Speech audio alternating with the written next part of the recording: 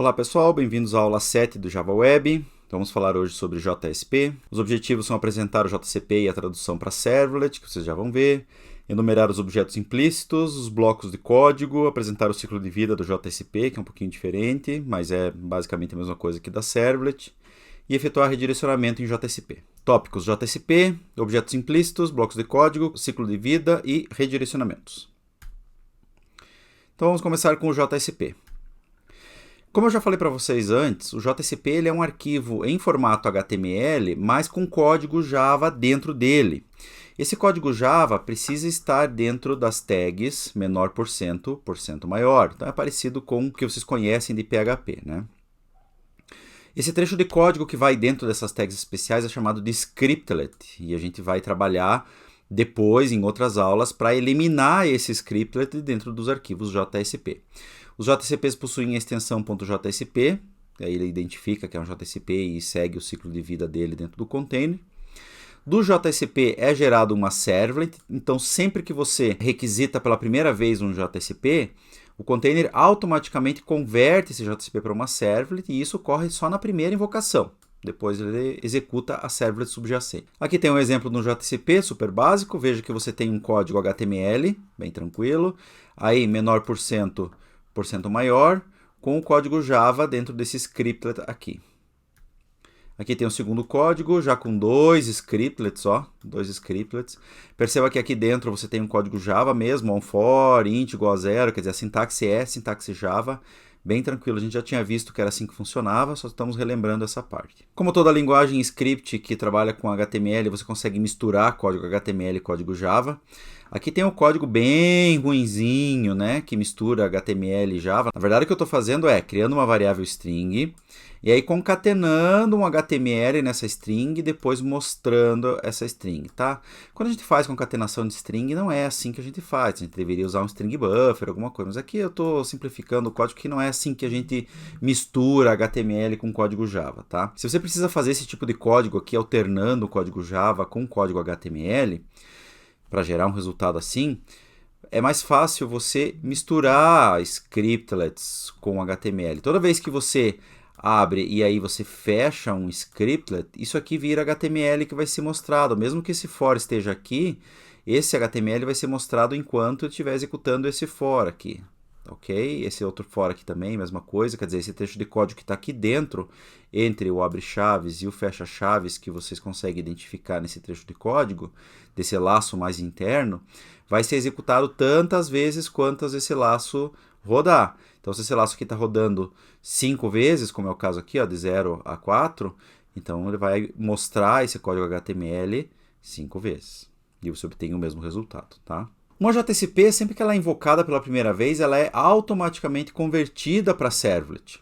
Essa servlet, portanto, ela é uma classe Java, ela herda da infraestrutura das servlets, ela contém os métodos do get e do post, assim, de um jeito um pouquinho mais mascarado, porque ele usa uma interface diferente, mas acaba virando, no final das contas, sempre uma servlet, tá?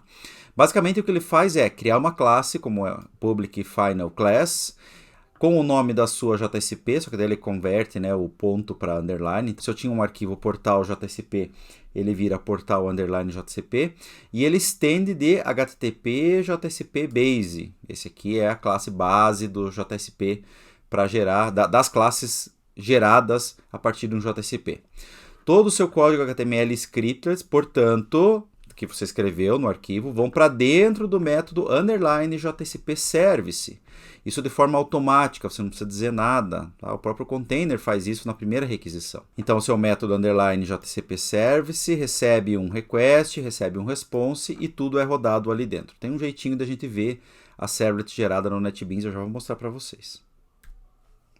Então, dentro do underline JSP service, os HTMLs, todos os HTMLs que você escrever, eles viram out.write e dentro, né, entre aspas, o HTML que você escreveu. Todos os HTMLs viram out.write.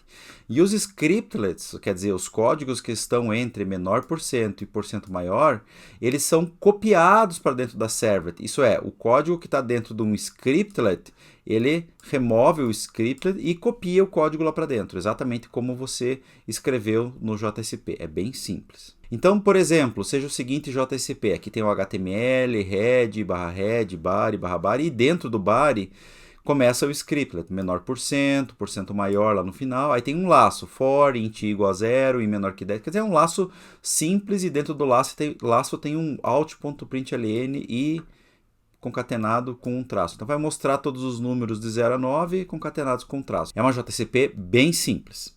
Quando você requisita pela primeira vez essa JSP vai ser convertida para uma servlet e vai ter essa carinha aqui. Então veja que tem lá public class, faltou final aqui, mas public final class meu JSP.jsp, extends http JSP base, aí implementa também uma interface deles lá, public void underline JSP service com os parâmetros, os argumentos que ele recebe. E aí dentro, olha só, tem o print writer, tem toda a parafernália da servlet.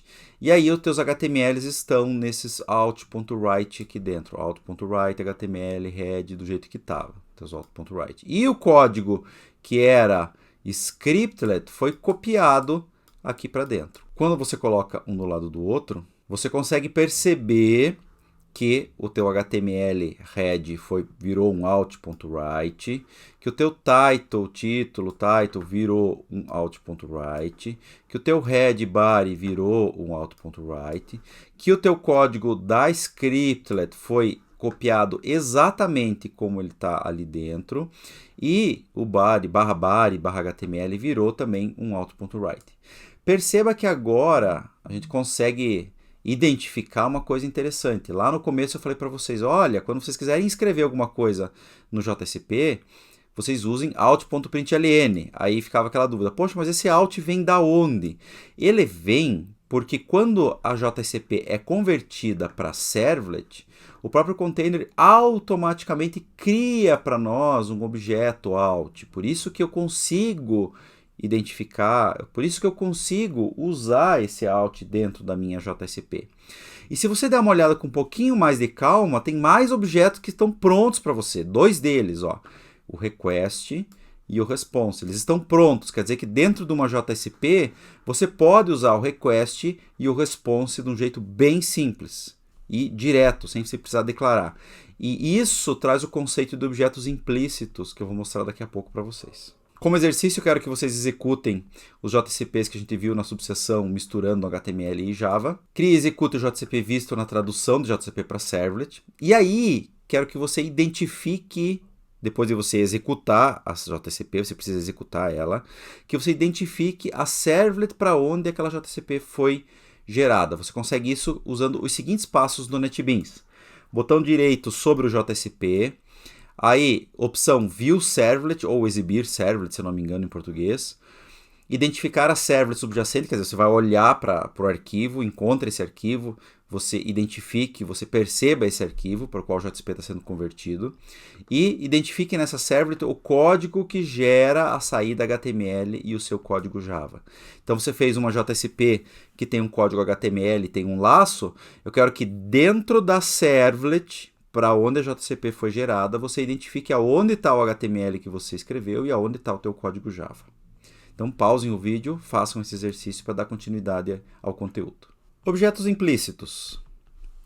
Os objetos implícitos são objetos que são automaticamente declarados e instanciados pelo container dentro da servlet para onde o JSP está sendo gerado. Por isso que eles são implícitos, porque você não precisa declarar eles de forma explícita. Já estão disponíveis, eles estão lá para você. Dentro do JSP você não vê a declaração desses objetos, ok? Você só precisa saber que eles existem e usá-los. Mas, por que eles existem? Por que eles estão disponíveis? Porque dentro da servlet para onde o JSP vai ser gerado, o container vai lá e instancia eles. Ok? É por isso que você consegue usar os objetos implícitos.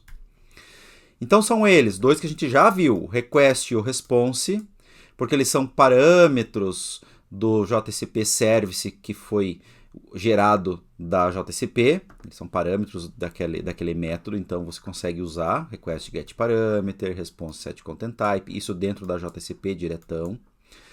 O objeto out, que representa uma saída do cliente, ele é uma instância de JSP writer, que é a mesma coisa que um print writer, com algumas coisinhas a mais de buffer e tal, mas é a mesma coisa que o print writer. E aí você tem lá out.println, você pode usar isso dentro do JCP. Você tem também um objeto session, na verdade eu consigo controlar se eu tenho ou não tenho session, mas por default você tem um objeto session criado para você, que é uma instância da HTTP Session, então você consegue a qualquer momento no JCP fazer um session.setAttribute, por exemplo, ou session.getAttribute. Além deles, que são os 4 mais básicos, assim, que você vai usar efetivamente, né? Você tem o config, que é um objeto do tipo servlet config, disponível para você. Você tem o objeto application, que é um servlet context. Você tem o objeto page, que é um sinônimo para this, para a classe do próprio servlet, só que o page ele é um Java Lang Object, do tipo Java Lang Object. Você tem um page context, que é um objeto que mantém os atributos da página, a gente já viu isso, né? Como, por exemplo, a requisição, a resposta, o escopo da página, acesso a outros escopos, a gente viu isso lá em escopos. E exception, que representa uma exceção quando você está trabalhando com páginas de erro. Por exemplo, a gente vai ver depois em diretivas que eu consigo dizer, olha, se acontecer uma exceção nessa página, pula para a página de erro. Aí na página de erro, eu vou ter um exception disponível para mostrar, para tratar, fazer alguma coisa assim. Então esses são os objetos implícitos. Quando você requisita a JCP e essa JCP é transformada para uma servlet, o container gera o método JCP service, contendo lá um request e um response, portanto você tem esses objetos disponíveis, e ele mesmo declara para você todos os outros objetos, ó, page context, session, application, config, out, page. Aí o JCP writer, que seria aquele out, a gente não chama de out, chama de underline, JCPX out. E aí também o page context não chama page context, chama underline JCPX page context, ok? E aí ele instancia esses caras. Se vocês forem lá no NetBeans e entrarem na opção exibir servlet ou view servlet de uma JCP, no código que se segue você vai ver as instanciações desses objetos.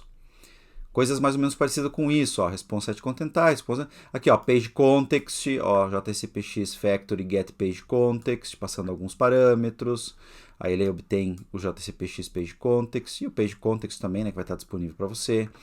Application, config, session, out, que para você, esse out e esse page context é para você usar dentro da JCP, para você poder usar eles, né, out.println, etc e tal. E assim por diante, tá? Então ele gera esse montoeira de código para você para facilitar a sua vida.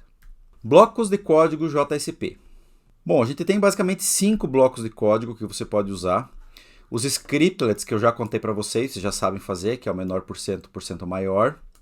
Os comentários, isso é, se você tem um código JSP e você precisa comentar esse código JSP, basta você colocar traço depois do porcento. Então, menor por cento traço e depois lá no final traço por cento maior. Isso aqui comenta aquele trecho de código, isso é, aquele trecho de código não vai ser convertido. Essa que é a parte legal. Porque se você fizer um comentário só de HTML, colocar lá menor, interrogação, traço, o que vai acontecer? Ele vai converter aquele código. Só que como é um HTML, o HTML não vai mostrar. Aqui você garante que aquele código não vai ser gerado na hora de gerar a servlet. Aí as declarações, que é menor por cento exclamação, por cento maior. As expressões, que é menor por cento igual, e as diretivas, que é menor por cento arroba. Cada um desses blocos de código tem um porquê de existir, e é isso que a gente vai ver agora. Bom, os scriptlets são tranquilos, né, pessoal? Vocês já sabem, a gente já viu, vocês já usaram para fazer os exercícios, então é menor por cento maior, menor por cento maior, você pode usar várias vezes, quantas vezes você precisar, código Java dentro. Então isso aqui não tem segredo. Os comentários é para você ignorar aquele código na hora de converter para servlet. Então basta colocar traço. Façam esse exercício em casa. Peguem um JCP que vocês têm com código Java dentro de uma scriptlet. Comentem esse trecho de código e vejam se ele gera esse código no JCP. E aí vamos às declarações. As declarações, eles geram atributos e métodos na servlet para qual o JCP está sendo gerado. Então veja, ele gera atributos e métodos na classe da servlet subjacente. Sabendo que a JCP é convertida para servlet, nesta servlet ele gera atributos e métodos.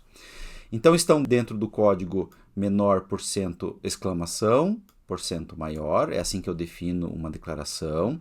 O código ele é adicionado após a definição da servlet. Tá? Independente de onde você colocar o JCP, depois, eu vou mostrar para vocês daqui a pouco, depois que define a servlet, ele coloca aquele código ali.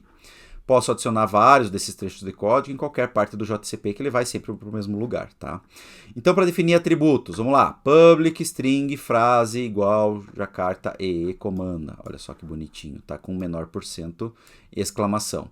Veja que eu coloquei o public aqui. Não é uma variável que eu estou definindo, tá? Eu estou definindo um atributo. Método, mesma coisa, tá? Então, menor porcento, exclamação. Aí, private, string, fazer saudação, return, olá, queriduchos. Fecha chaves. Independente de onde eu colocar esses textos de código, eles vão sempre para o mesmo lugar. A gente vai ver isso já. Aqui tem um exemplo, ó. Tem um JCP.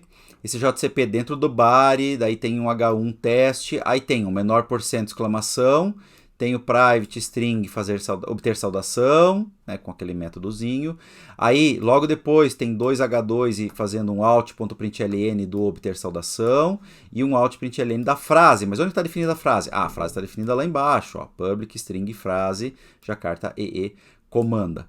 Por mais que eu tenha usado a frase aqui antes da declaração, você precisa entender que esses dois trechos de código de declaração, eles vão ser colocados antes, logo depois da definição da servlet. Essa aqui, package import, é como o container gera a servlet. Aí, public final class, teste JCP, extends org, Apache, HTTP base. Aí tem o implements, quer dizer, toda a parafernália lá do container, que o container gera, da servlet, isso que ele gera automaticamente, então você não mete a mão no seu código, tá? E perceba que as declarações vieram, olha só, elas não estão dentro de método nenhum, ó. Ele definiu a classe, ó, public final class, implements, aqui começou a classe depois desse primeiro abre chaves, e dele já colocou o método obter saudação e a definição do atributo, ok? E aí, mais para frente, claro, tem toda a parafernália lá no JCP Service, e mais para frente ele gerou out.println obter saudação e out.println frase. Então veja que fica bem legal, ele gera as declarações antes e depois no JCP Service ele usa eles. Então isso é uma declaração. Em sendo declaração, em sendo gerado um atributo e não uma variável, vale a reflexão que a gente fez lá atrás, quando a gente falou sobre o ciclo de vida de uma servlet, onde a gente dizia que esse atributo aqui era compartilhado, tá? Como assim compartilhado? Todas as threads, quando forem responder requisições a esta servlet, vão enxergar a mesma instância desse objeto aqui, a mesma frase. Então, se algum deles alterar, vai alterar para todo mundo, e eu preciso cuidar desse race condition, aí quem altera primeiro, quem altera depois, etc. e tal. Então, muito cuidado na hora de fazer declarações. E aqui alguns exercícios para vocês. Primeiro, executar o JCP anterior, contendo o atributo frase e o método obter saudação. Depois, lá na servlet subjacente, identificar onde está a declaração da frase, a declaração do obter saudação e a invocação desses caras. Quer dizer, é importante que você vá no NetBeans e encontre eles. E o terceiro, não é para vocês executarem esse daqui, você pode até depois executar, é para vocês pensarem agora. Dado o seguinte trecho de código em JCP, aí tem HTML body, /HTML body, aí tem uma declaração, né, um menor porcento, exclamação, int x igual a 42, e tem um scriptlet, int x igual a 42, quer dizer, sem exclamação. E daí um out.println x. A pergunta é, o que ele vai mostrar? Ele vai mostrar 42 ou ele vai mostrar 22? Isso aqui é para vocês pensarem, tá? Depois você pode até executar, mas eu quero que vocês pensem. Pensem qual que é a diferença entre a declaração e o scriptlet e o que ele vai mostrar. As expressões existem em várias linguagens, tá? Em JCP é dado por menor porcento igual, porcento maior. Você, quando escreve uma expressão, você está querendo dizer que aquela expressão, você quer que ela seja impressa naquele lugar. Então, a expressão vira um argumento de out.print na servlet subjacente. Como ela vira um argumento de out.print, não tem ponto e vírgula. Por exemplo, menor porcento igual 10, não tem ponto e vírgula. Menor porcento igual oi mundo, não tem ponto e vírgula. Eu mudo entre aspas, né? Não tem ponto e vírgula. Menor % new Java util date, não tem ponto e vírgula. Por exemplo, aqui eu tenho uma JSP, dentro tem um menor % igual, new Java util date, sem ponto e vírgula, % maior. Na servlet subjacente, isso vai virar um out.print new Java util date, tá? É isso que vira uma expressão. Então a expressão nos ajuda a não precisar ficar escrevendo os out.print. Você quer escrever alguma coisa naquele ponto, por exemplo, um value de um formulário ou um elemento de uma tabela, alguma coisa, ao invés de você ficar colocando out.print, você coloca a expressão e ela funciona muito bem. Como exercício, executar o JCP anterior e, de novo, entrar lá em View Servlet do NetBeans e identificar a expressão na servlet subjacente. Vai lá e veja, é aqui que ele está fazendo a minha expressão. Fiz um new Java util date lá, é aqui que está o Java util date, virou um out.print. Tá? É isso que eu quero que vocês entendam, que vocês fixem. O último bloco de código que o JSP tem disponível para nós são as diretivas. E as diretivas elas são usadas para dar instruções ao container sobre a tradução da página. Quando ele vai converter a página para servlet, você consegue dar algumas instruções para o container para adicionar ou para configurar alguns elementos. Tá? Você sempre coloca uma diretiva entre menor % arroba e % maior. O JCP só tem 3 diretivas, é muito simples, tá? A diretiva page, a diretiva include, a diretiva taglib. Mas a diretiva page contém vários atributos com várias configurações, tá? Então, ao invés de ficar colocando um monte de diretiva, o JCP eles decidiram colocar só 3 diretivas, mais a diretiva page com vários atributos. Um exemplo de uso aqui, ó. Menor % arroba page, que é o nome da diretiva. Aí um atributo import, em especial a gente vai ver depois, mas o import faz importação de pacotes. E daí o valor do atributo com % maior. Então essas são as diretivas. Aqui tem um exemplo do uso da diretiva import. Tem um JSP e dentro tem um scriptlet que declara um ArrayList. O ArrayList não é importado por default nos códigos Java. Então, quando essa JCP vai ser transformada para servlet, não tem um ArrayList lá dentro. O que eu preciso dizer para o container? Container, inclua para mim o pacote Java útil. Então, ele faz aqui, ó, menor % arroba page import Java útil asterisco. Aí o nosso código funciona. Quando vocês forem executar esse exemplo aí, tentem não colocar o page import. Vocês vão ver que ele não vai deixar nem compilar teu código. Então vamos à diretiva page, são vários atributos. Então a gente tem page info, faz com que essa string seja retornada no método getServletInfo, servlet, que tem um L, né? Page language, seta a linguagem usada no JCP. Bom, eu nunca precisei mudar, nunca vi alguém mudando esse parâmetro, mas o default é Java, a gente não mexe nesse atributo aqui, fica Java para sempre. Content type, seta resposta. Então, por exemplo, você coloca um page content type application PDF, você está dizendo que a sua JSP vai dar como saída um PDF. Ok? Então tem que tomar cuidado com isso, tá? Mas por default a gente tem a saída text/HTML. Sobre o content type que a gente acabou de ver, eu posso também setar qual é o charset, qual é a codificação da página que eu estou gerando, do conteúdo que eu estou gerando para o meu cliente. Então eu posso fazer isso da seguinte forma, olha só, content type, daí eu digo que eu estou gerando text HTML, ponto e vírgula, charset UTF-8. E eu também tenho o page encoding no page, tá? Que seta a codificação do próprio arquivo JSP, isso é, como que você criou esse arquivo JSP, você criou ele em UTF-8, opa, então você coloca lá page encoding UTF-8.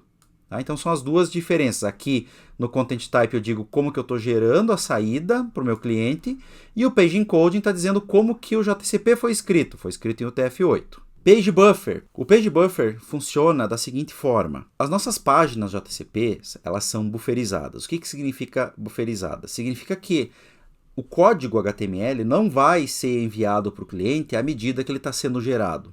Significa que há um buffer interno, então você vai gerando os HTMLs até esse buffer encher. Quando esse buffer encher, aí ele joga tudo lá para o cliente. Esse buffer tem um tamanho que, por default, é 8 KB. Você pode ou desligar o buffer, dizendo buffer none, ou você consegue mudar o tamanho do buffer, dando um tamanho qualquer. 16 KB, 5 KB, seja lá o tamanho que você quer colocar. Então isso é o que a diretiva buffer faz. Ela desliga o buffer ou seta o tamanho desse buffer. O parâmetro buffer está ligado com o parâmetro autoflush. Quando você tem a bufferização ligada, tá? Quando o buffer está funcionando, o atributo autoflush indica se você quer que automaticamente, quando o buffer enche, os HTML sejam, ou a saída, né, seja enviada para o cliente.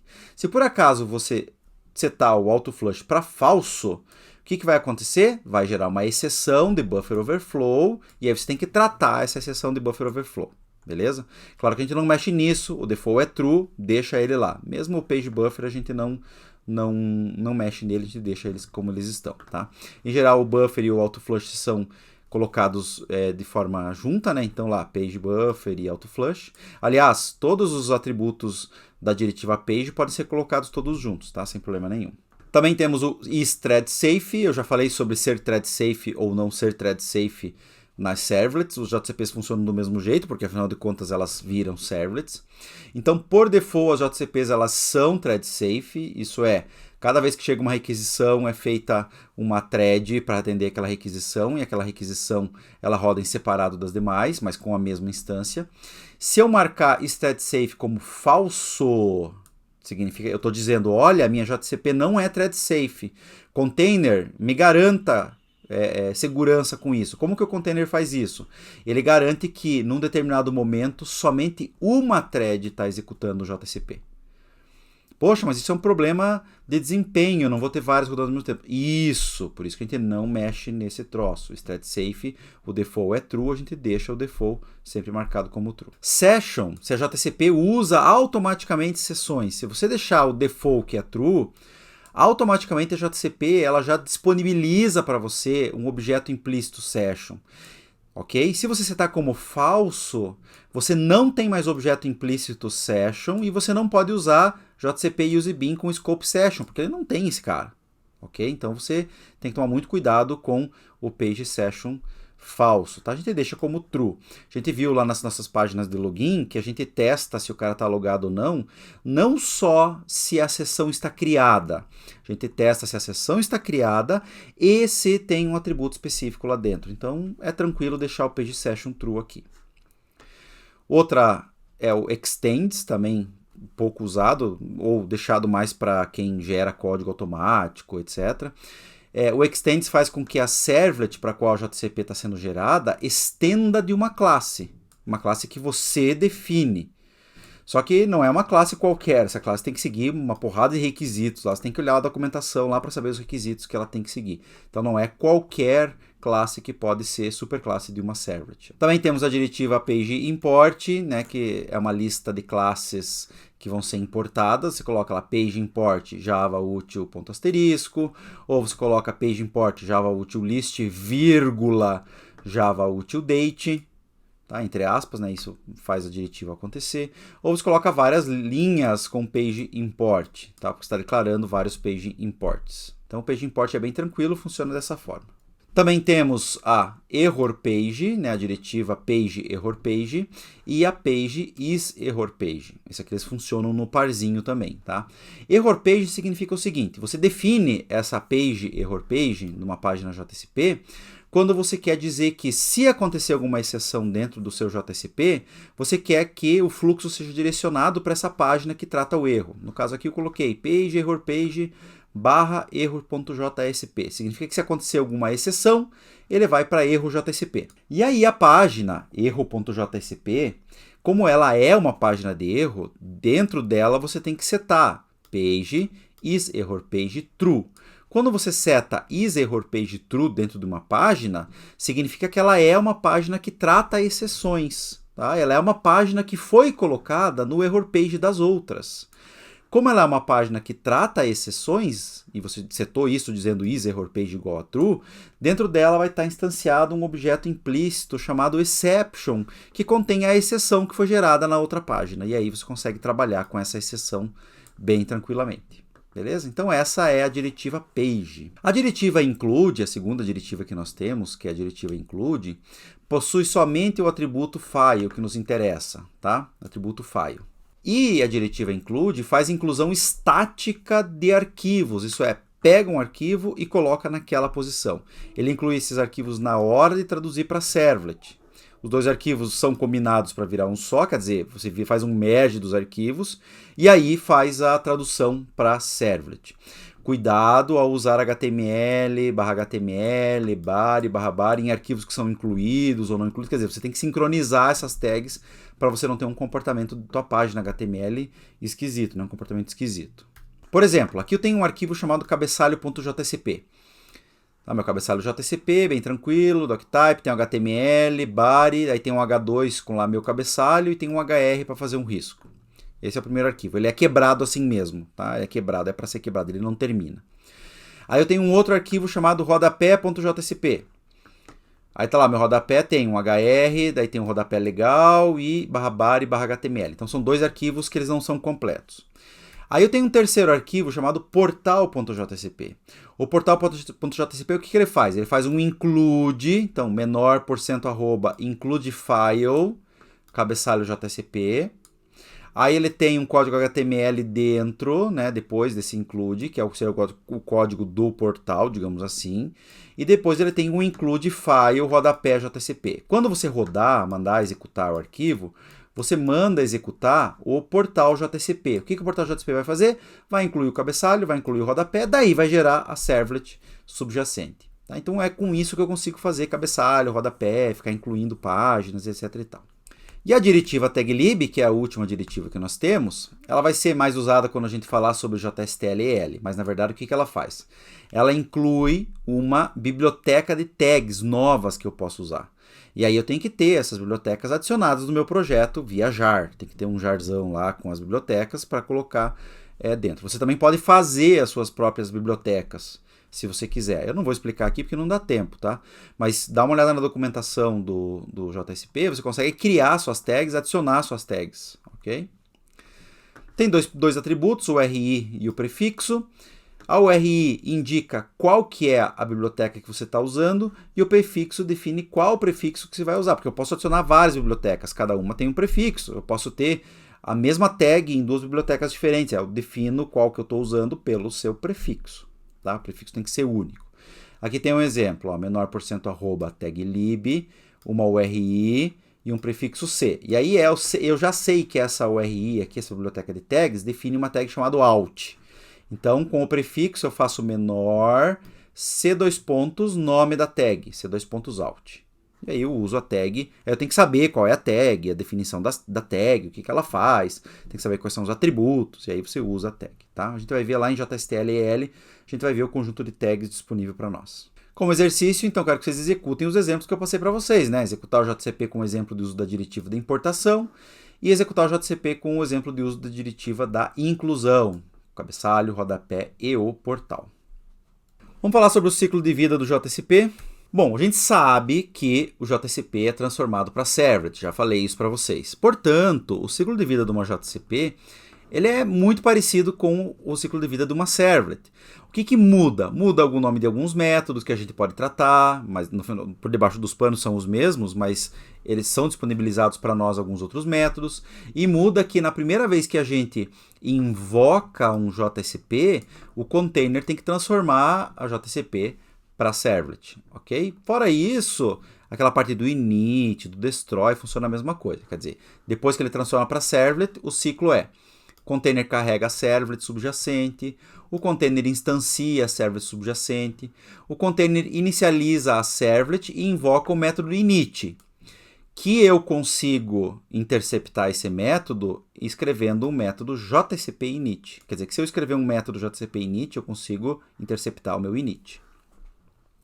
Aí o container cria uma thread para cada requisição. Aí o container invoca o método service, que por debaixo dos panos invoca o nosso método que a gente já conhece, que é o underline JCP service. Lembra que eu mostrei para vocês o underline JCP service antes? Então o método service da API invoca o JCP service. Ao ser destruído o JCP, o container invoca o método destroy e eu consigo interceptar a invocação do método destroy escrevendo um método chamado JCP destroy. Então eu sobreponho os métodos JCP init e JCP destroy e eu faço isso usando declarações. Claro, né, que eu tenho que fazer declarações porque eu estou definindo métodos, então tem que ser com menor %, exclamação. Dentro dos métodos JCP init e JCP destroy, eu consigo acessar os objetos por exemplo, objeto config, objeto servlet context, para eu poder fazer alguma coisa, né? Alguma inicialização, ou pegar alguma informação do JCP ou da servlet subjacente. Eu faço isso facilmente, chamando getServletConfig ou getServletContext. Ambos, né, me retornam uma servletConfig e uma servletContext, respectivamente. Então eu consigo chamar esses métodos lá dentro. Aqui tem um exemplo de um método JCP init, então eu tenho que colocar ele dentro de um JCP com menor % exclamação, aí public void, JCP init sem parâmetros. Se eu precisar do config do contexto, eu chamo os métodos getServletConfig, que retorna um servletConfig, e getServletContext, que retorna um servletContext. Aí, por exemplo, eu posso colocar um atributo no escopo da aplicação, como a gente já conhece. Lá, vamos lá, context.setAttribute, e-mail, hazer@fpr.br.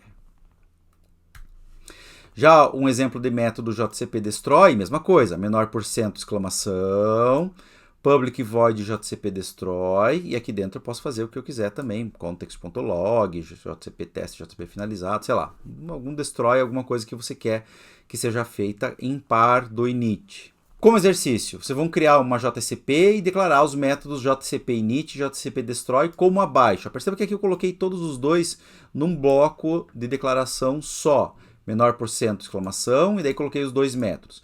Esses métodos fazem um system.out.println, tá? Por quê? Porque eu quero que você coloque esse trecho de código na JCP, eu quero que você veja aparecendo essas strings aí, tá? Aí você vai executar a JCP e encontrar no log do Glassfish, você vai lá no log do Glassfish e encontra a mensagem que deve ser apresentada no JCP init, que é aqui, ó, inicializou o JCP.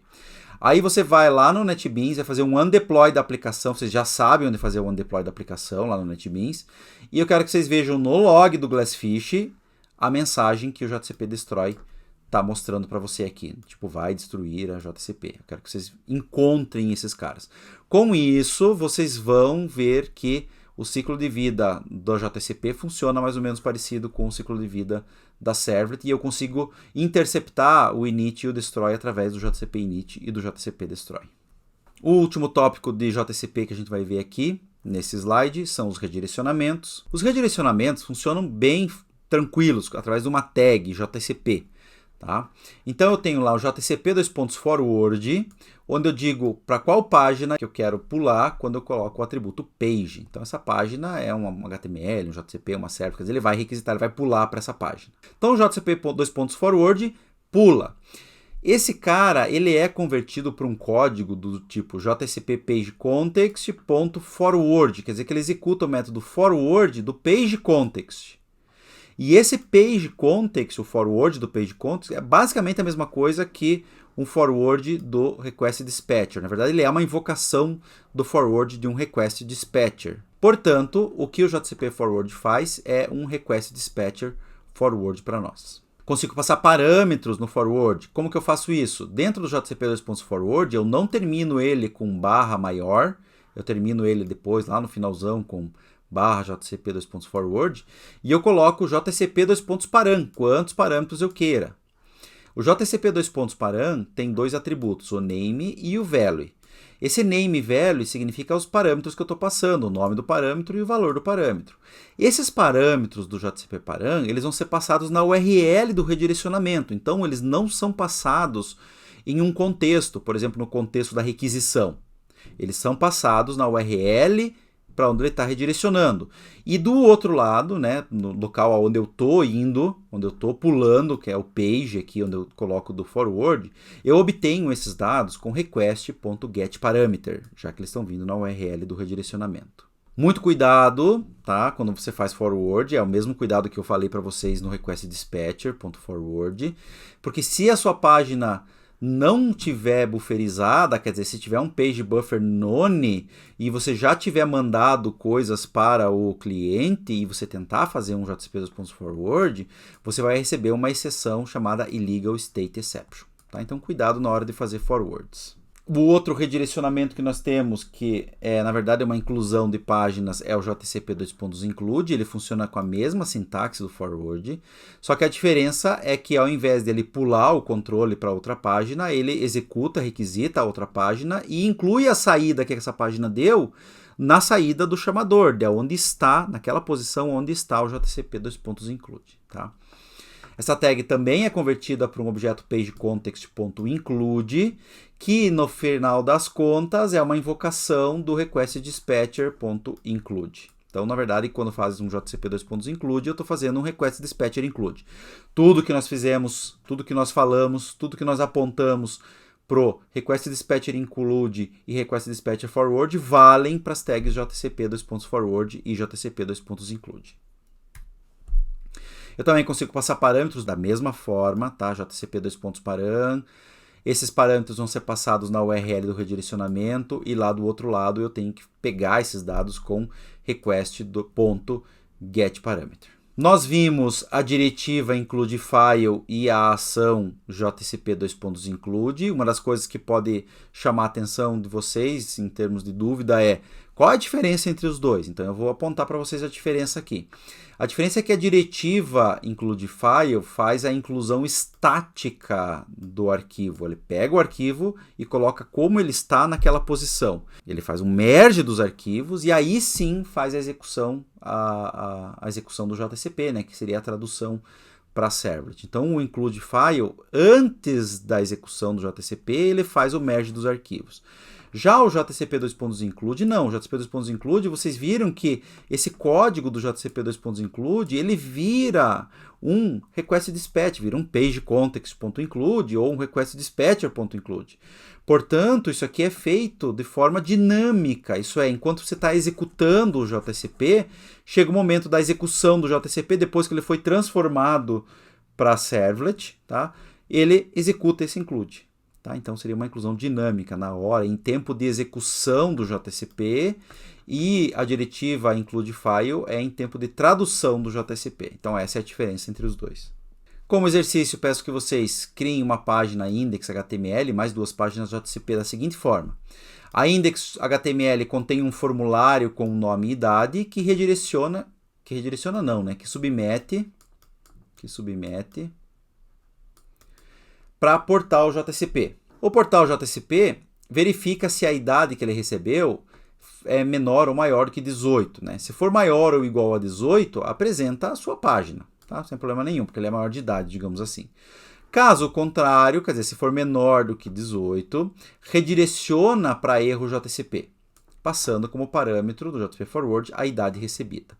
Na erro JCP, você apresenta uma mensagem com a idade que foi passada, indicando que ela é inválida. A idade tanto é inválida, idade 15 é inválida, qualquer coisa assim. E uma dica para vocês fazerem esse exercício é que você consegue misturar o código de tag com o scriptlet. Por exemplo, você pode fazer menor % if algum teste, abre chaves % maior, e daí dentro colocar o JCP::forward. Quer dizer que esse JCP::forward vai ser executado só se aquela condição for verdadeira. Tá? Então você consegue mexer com essas duas coisas. Pessoal, esse foi o conteúdo de JCP. Tem muito mais coisa, porque eu não consigo dissociar, eu não consigo separar JCP do próximo conteúdo, que é MVC, e do outro, que é JSTL-EL. É difícil eu dissociar essas coisas, mas eu tentei concentrar os conteúdos de JCP antes de introduzir os outros, para não misturar e ficar bastante conteúdo muito denso com muita coisa, tá? Mas eu não consigo dissociar muito daquilo. Tanto que agora, aos poucos, a gente vai começar a ver outros recursos do JCP, como por exemplo as tags do JSTL, e eu vou falar para vocês, pessoal, agora está proibido usar scriptlet, e vocês têm que conseguir programar sem scriptlet, ok? Mas eu precisava explicar para vocês como é que funciona, para vocês entenderem essa dinâmica do JCP, o ciclo de vida do JCP, como que gera o código da servlet a partir do JCP. Espero que vocês tenham gostado do vídeo, tenham entendido todo esse conteúdo. Qualquer coisa, vocês entrem em contato comigo para tirar dúvidas e façam os exercícios. Até o próximo vídeo.